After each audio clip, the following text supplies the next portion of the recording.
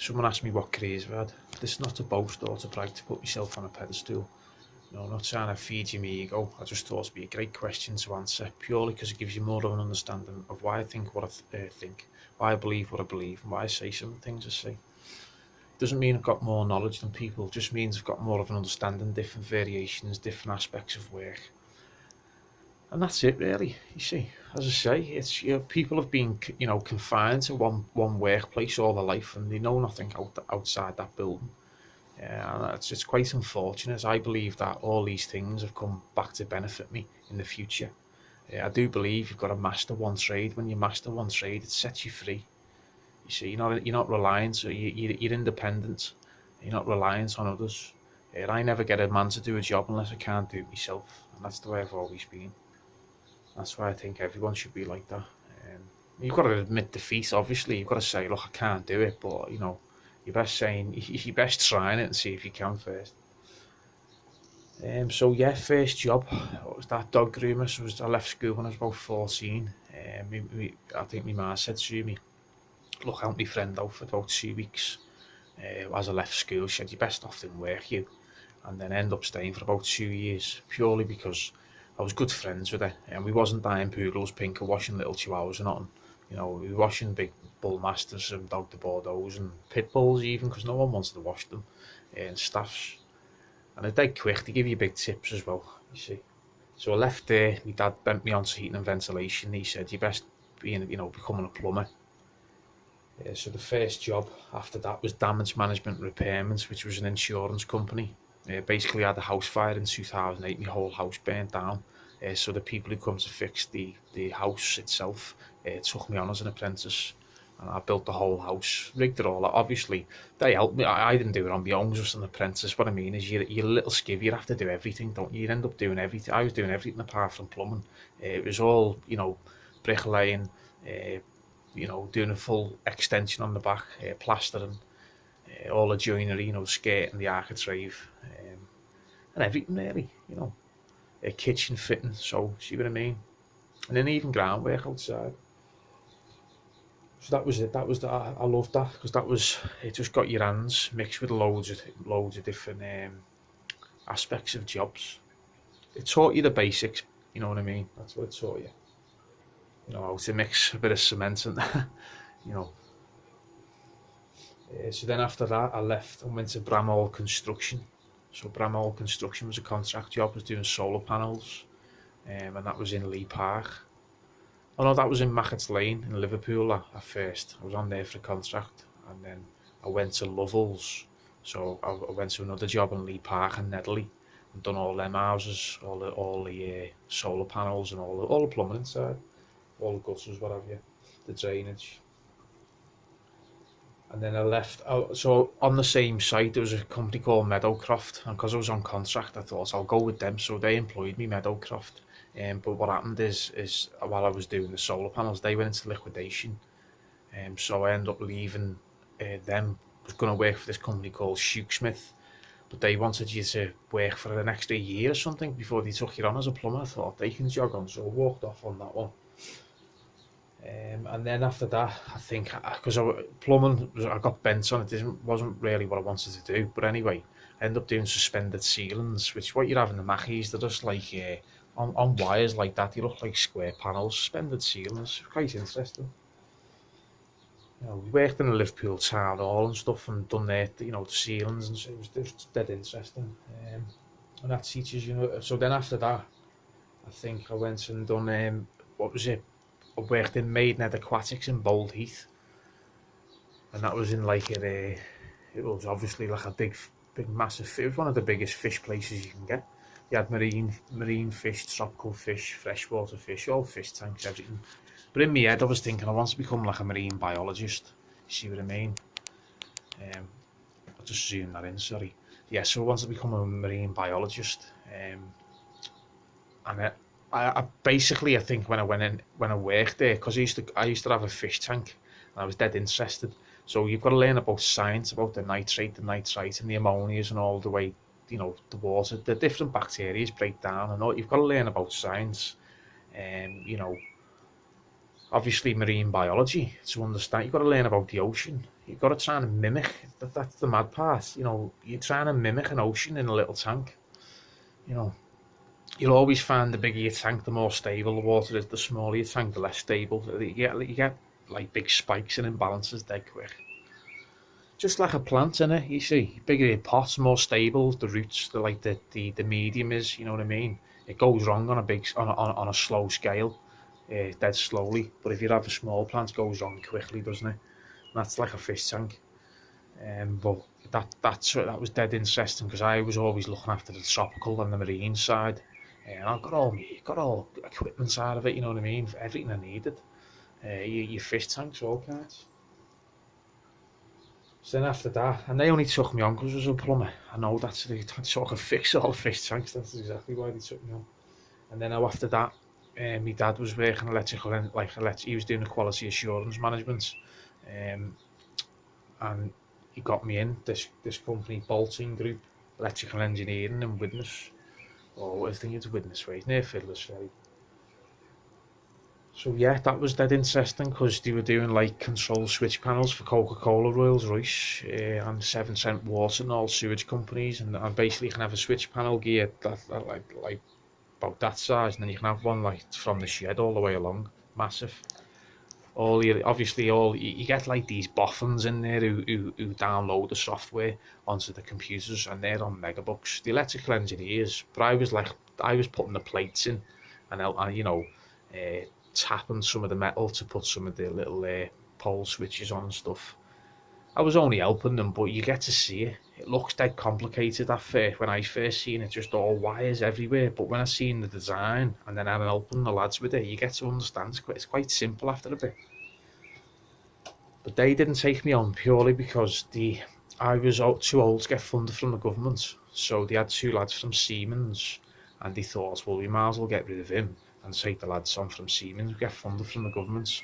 And he didn't promise me anything anyway. He just said 6 months you're here, just to help out in the shop and do all kinds. But I was driving. They literally give you, like, once the panel was fixed, you'd help build the panel, and they'd say get in a van and drop it off, and they'd literally just give you like a map, a petrol card, and you just go off for the whole day.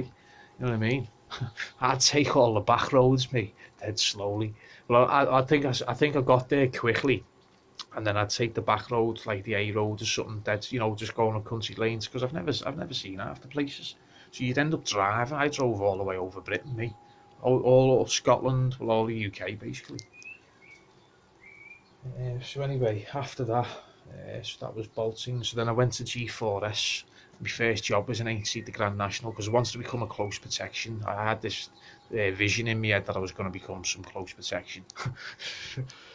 I've totally chilled out from that attitude. But anyway, so I was doing event security, G4S. You do everything. You do the Olympics. They've got the fingers in all the pies, haven't they? Biggest security company in the world.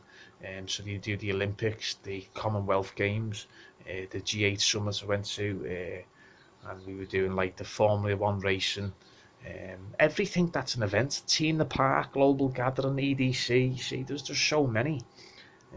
I've done all the festivals, every festival you can think about in the whole of UK. I've done them, and I've done them purely because of this. In my head I was thinking, well, people are paying so much money to go to festivals, and I hadn't really been to loads of festivals, and I thought, right, I'm going to smash festivals, and I ended up working in them. And it was just more convenient because you stay there for 2 weeks, they pay for your dinner, and you're there and you're sober as well, so you remember everything. The only ball ache of a part is obviously when you're in the security side of things. When it goes off, it goes off. You're dead complacent. You're trying to pass time by, and you feel like I felt, me personally, like I was throwing my brain cells in the bin day by day. That was the only problem. I need to keep stimulated by doing something. I even, there was some areas in security I was like, you're like, Daddy, let me just at least feed the frigging ducks or something. Let me do something, because this is just crazy.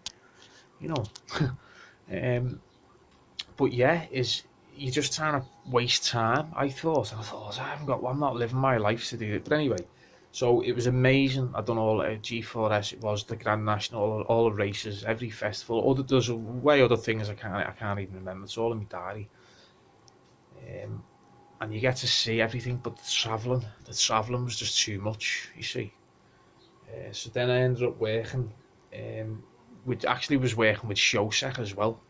So I was working with Shosek, and that they do the cream fields, and like the Echo Arena, and like other stuff, the O2 Arena, all kinds, and the MEN.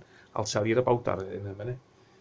So, but that's what was. Well, I wouldn't say that this was what was. It was like a coincidence or what. I'd done the Tony Bellew fight, and I thought, you know what? After all, but when you do boxing and security, it goes off. Everyone's all hyped, aren't they? All ready to box themselves after a few bevies, and what happens is you end up taking the stress home.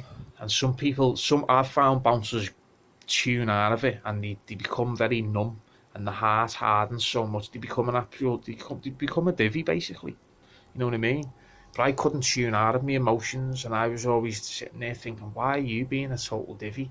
And what happens is they see you're trying to be nice to them, not because you're bumming up to them basically. You're trying because you want your day to go sweet, and you want their night to go sweet because it makes the whole atmosphere better. But they see it as a weakness, and then you're like that thinking, oh, so you have got to clamp down in some senses. Because people just try and walk all over you. So that's why bouncers are the way they are. Because people are the way they are, you see. You're standing there for 8 hours dealing with people just constantly smoking in your face. They just stink with ale, you know what I mean, when they're talking to you dead close. And it's just one of them, you sit there thinking, I've got one life and I'm not doing it. Trying to babysit people, you know what I mean. So anyway, after that, so yeah, that was it, the Tony Bellew fight, and I thought, you know what, it all went off. But anyway, me mate phoned me from Shosek saying, look, pick us all up and take us to the MEN. And I said, you know what, I think that's going to be my last shift with Shosek and G4S.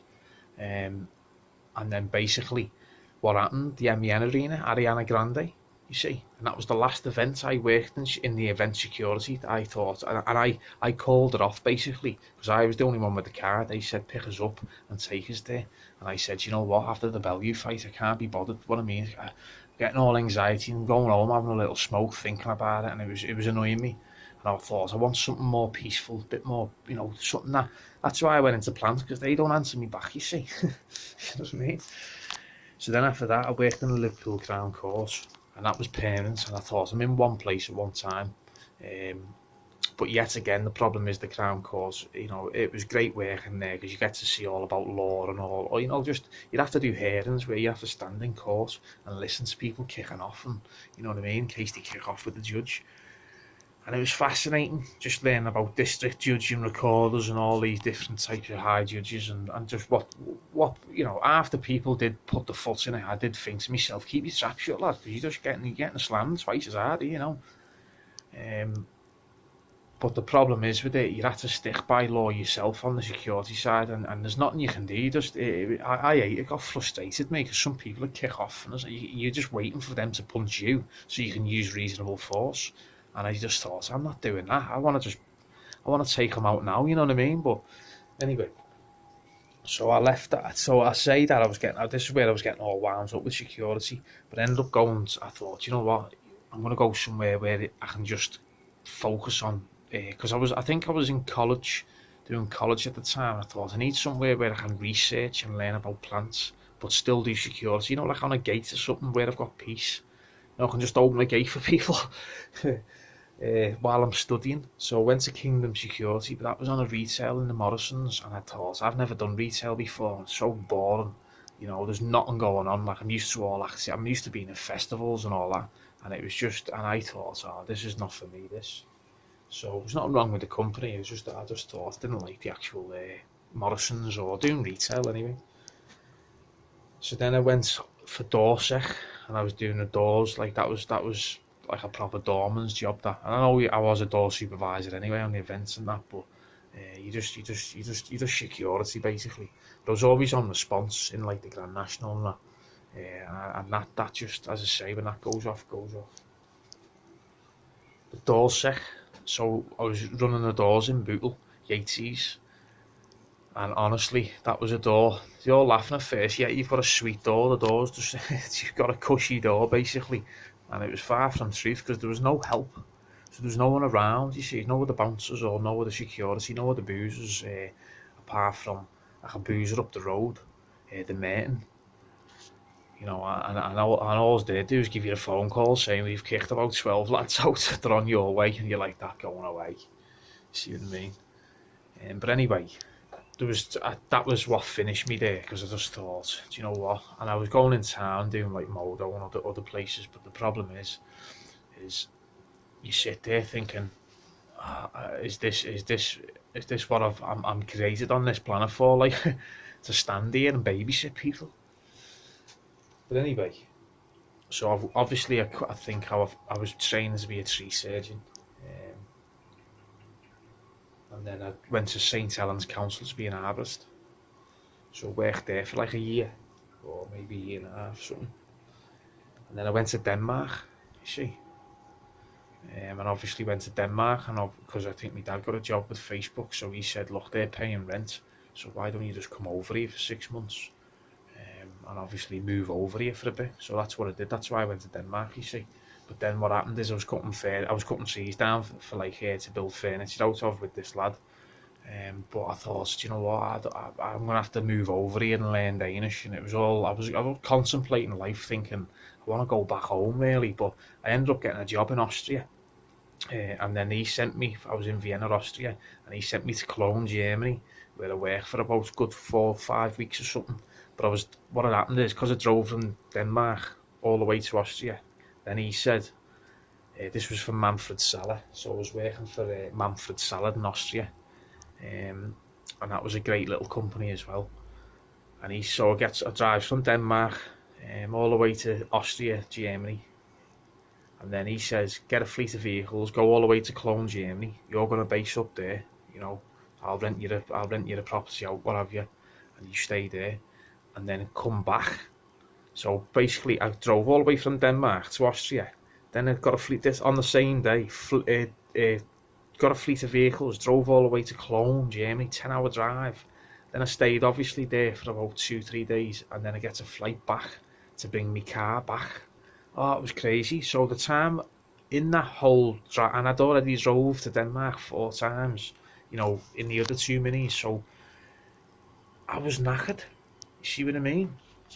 And I made a decision. I just thought, you know what, I want to return home. So I think obviously, because I was in Germany, and I got pulled, didn't I? I got nicked going from Austria. I had legal bud from Austria. It was like friggin' CBD or something. And I crossed the border, didn't realise. Well, I didn't, not that I didn't, I knew where I was going, but I didn't realise I'd actually crossed the border. And I'd done a little joint, didn't I? And then obviously German CID, as I would call them, pulled me over, and I thought to myself, they've got my vehicle now, they've got my registration, so now when I cross borders, if I wanted to sneak from Germany, Cologne, to go to Netherlands to get a bit of bud or something, I thought, you're constantly be getting picked up. I don't know if they have an ANPR system here, over there, but my car wasn't registered there, you see, and I thought, I don't really want to live in Germany anyway. He's not against it, but you know, I thought, and then I went to the Netherlands, stayed there for a couple of months, and then obviously returned home. And that's it, you see. But qualifications, I've got, obviously that's a little bit different. You know, I'll go through them a different time, but I've got no memory on the phone, you see, so I'll have to cut it short. But then after that, so when I come home to England, I work for Bartlett Tree Company, which is in Knutsford. But it was too far, because I'm not living in Liverpool at the moment, and it's too far for travel. You know, it's like a 15-hour drive, especially when you come back up the M6 with all the traffic. But now that I've left there now, and I'm not going to I work in a council now, but I'm not going to tell you what council, purely because it's for me to know, for you to find out, you know. So yeah, as I say, that's not all to boast about. Yeah, look what I've done. It's just I got asked the question, and it gives people more of an understanding of, you know, why is he saying what he's saying? You know what I mean? But I think what you've got to understand is, and I'll make a different video about it, And that's why I needed to answer a question some lad asked me, and I thought, yeah, I've got to answer him because of the fact that it's just unfair. He's asked the question, not to reply. But that's what I mean. It takes time on texting. So I forgot what I was going to say now. Oh yeah, so that was it, wasn't it? So I think, where did the Bible come into it? Why did all that come into it? Well, that come into it, don't forget, in 2016. So and I'll tell you that whole process, but it was 2016 when I had my first crop stolen, my first major crop, and I thought I was invincible. I thought I'd had everything, full of pride, full of iniquity. Just thought, I thought I'd become my own God, and that become my own God. And I just got a full humble pie slammed back in my face when I got shanghaied or ambushed by Jesus, so to speak. But that's, as I say, that's a total different story. But that's why, as that happened, I was insecurity all through that, and I wanted to leave because I thought, I'm sure, I started. At first, you're thinking, like I instantly believe the Bible. That's why people say you've been indoctrinated. Far from the truth. Indoctrination's something like what Hitler done. It's like brainwashing, advertisement. You see what I mean? It takes years to do so. It's not like that. You walk. Here's how it is. When you hear the gospel and you hear someone preach about Jesus, you either instantly believe or you don't, and that's as simple as that. And it's just one of them. It doesn't take years. It takes an instant second. That's the difference. You either believe or you don't believe, and it doesn't take years to build up and think, is Jesus real, for years and years and years. You know what I mean? It takes you years and years to get to know him. To get more, and the more you read about the Bible, the more it reveals about him. You see, but you have to accept them by faith, and that's a total different topic. But anyway, I'll have to stop it here.